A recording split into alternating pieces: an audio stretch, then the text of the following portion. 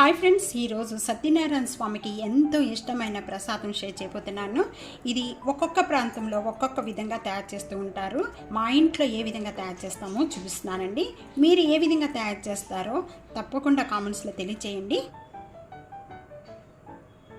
Hi friends, నమస్తే. Welcome to Anu's kitchen. ఈ శ్రావణ మాసంలో సత్యనారాయణ స్వామి పూజ అనేది చాలా మంచిదండి.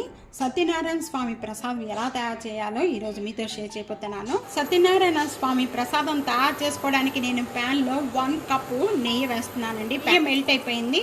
1 టేబుల్ స్పూను జీడిపప్పు, 1 టేబుల్ స్పూను కిస్మిస్, 1 టేబుల్ స్పూను బాదం పప్పు, ఇవన్నీ కూడా మంచి కలర్ వచ్చే వరకు కూడా వేయించుకోవాలి. ఈ విధంగా వేగితే చాలండి. మనం ఏ కప్పుతో అయితే నెయ్యి తీసుకున్నామో అదే కప్పుతో బొంబాయి రవ్వ తీసుకోవాలండి. ఉప్మా రవ్వ కలర్ వచ్చే వరకు కూడా లో ఫ్లేమ్లో పెట్టుకొని ఇవన్నీ కూడా వేయించుకోవాలండి.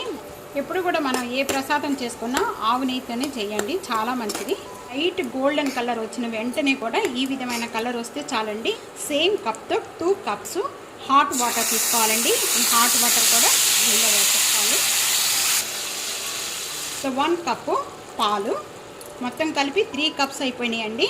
2 కప్స్ వాటరు, 1 కప్పు పాలు, ఇవన్నీ కూడా పోసిన వెంటనే కూడా ఎంత బాగా కలుపుకోవాలి. 1/2 టేబుల్ స్పూను ఇలియాచీ పౌడర్ యాడ్ చేస్తున్నానండి. ఈ ఇలియాచీ పౌడర్ షుగర్లో వేసేసుకొని ఈ మిక్సీ చేసిన పౌడర్ అండి.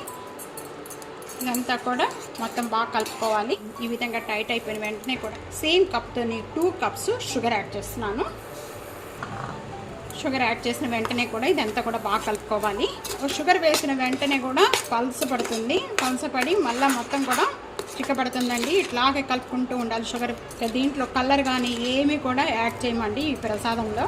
ఇప్పుడు మీడియం ఫ్లేమ్లో పెట్టేసుకొని ఈ విధంగా కలుపుకుంటూ ఉండాలి చిక్కపడే వరకు కూడా. చిన్నగా పీసెస్ కట్ చేసిన అరటిపండు కూడా వేసుకోవాలి లాస్ట్. ఇవన్నీ కూడా ఒకసారి బాగా కలిపేసుకుందాం. ఇది చల్లారిన తర్వాత టైట్ అయిపోతుందండి. సత్యనారాయణ స్వామి ప్రసాదం రెడీ అయిపోయింది. దీన్ని సర్వింగ్ ప్లేట్లో తీసేసుకుందాం. ఈ శ్రావణ మాసంలో సత్యనారాయణ స్వామి ప్రసాదం ఈ విధంగా తప్పకుండా ట్రై చేయండి, చాలా టేస్ట్గా ఉంటుంది. ఇప్పటి వరకు కూడా నా ఛానల్ని సబ్స్క్రైబ్ చేయని వాళ్ళు సబ్స్క్రైబ్ చేసుకోండి. ప్రక్కనే ఉన్న బెల్ ఐకాన్ ప్రెస్ చేయడం అస్సలు మర్చిపోవద్దు. Thank you for watching.